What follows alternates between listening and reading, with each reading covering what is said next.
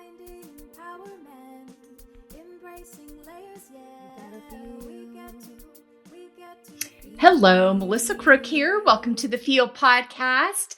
Today, we're going to talk about what it can look like to lead from a feel standpoint, from a finding empowerment, embracing layers standpoint. And I call this the Feel Leadership Immersion.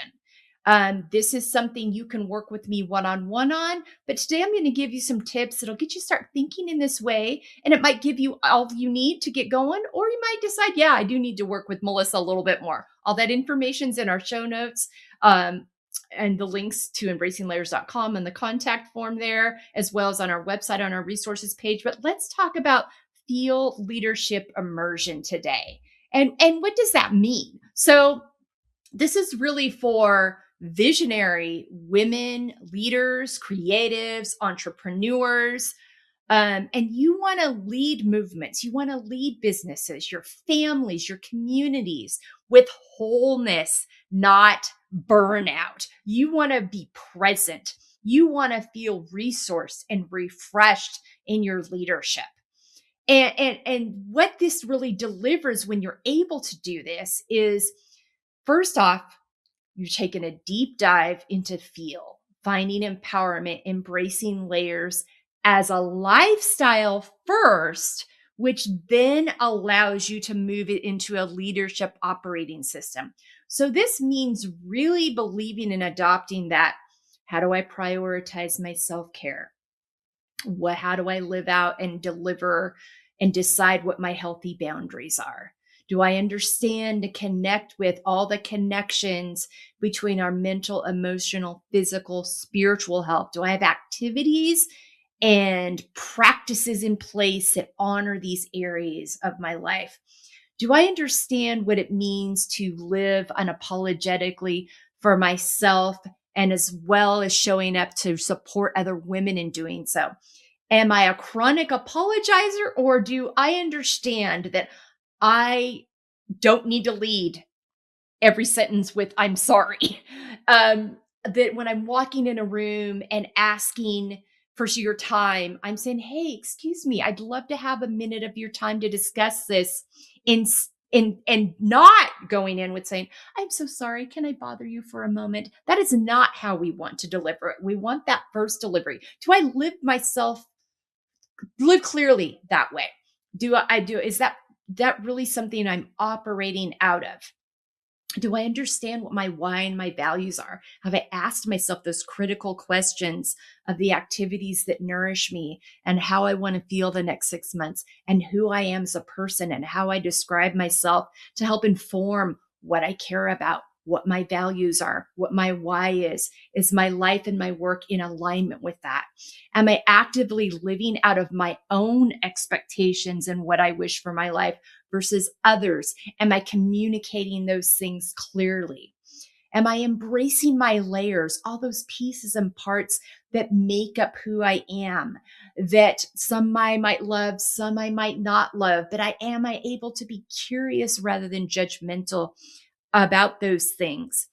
And then through doing this, through practicing this framework, am I able to really see how this has impacted my relationship with myself, as well as how it impacts my relationship with other people?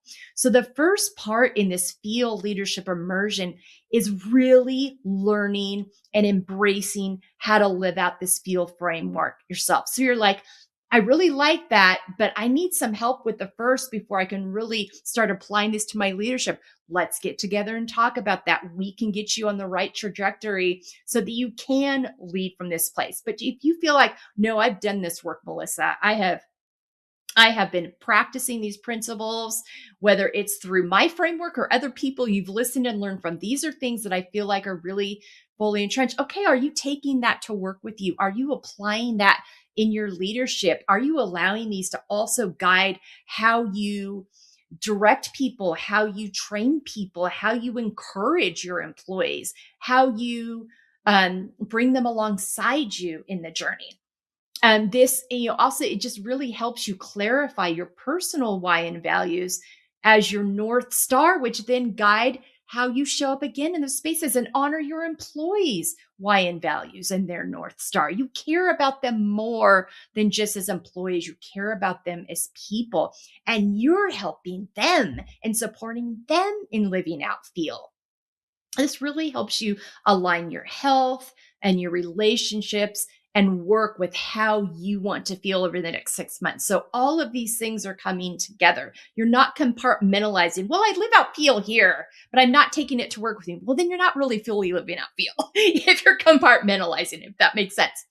And then, but this immersion really helps you develop a personalized roadmap to live and lead from identity, not activity.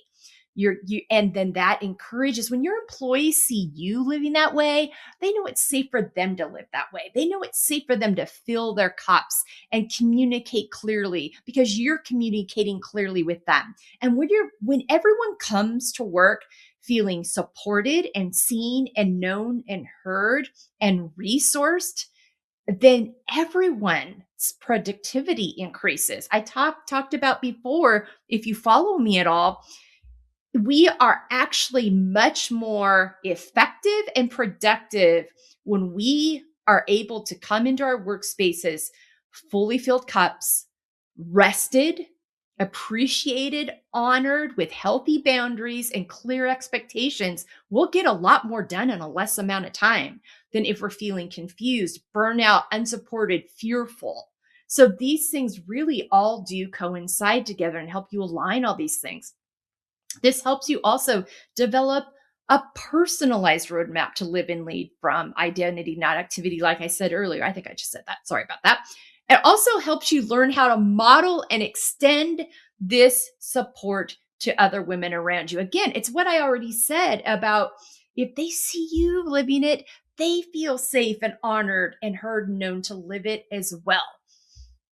So what this gives you when you're able to live out Feel personally and then bring it into your workplace and lead from this Feel perspective, you step into unapologetic leadership, knowing you deserve to be seen, known, and heard in every room you walk into.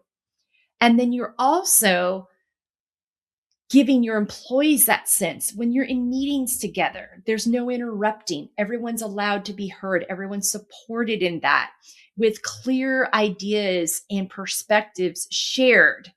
And you're not worried about whether you're the only one that's making the decisions or not. You're open to hearing others and then clearly talk about what works and doesn't work about the different ideas.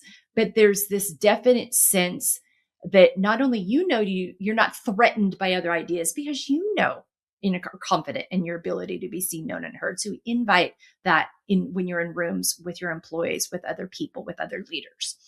So again, it allows you to step into unapologetic leadership, where your success is defined by authenticity, freedom, and impact, not external, other people's, other businesses, other corporations' expectations, but your own that you've developed out of your very solid core Feel framework,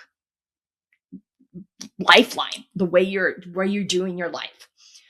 This will help you emerge with a new standard for living and leading that's grounded in power and ease and stability, because your identity isn't coming from how much power you have or success you have on the spreadsheet. Although if you live in a healthy way and come fully resourced, that's going to happen. That's going to come.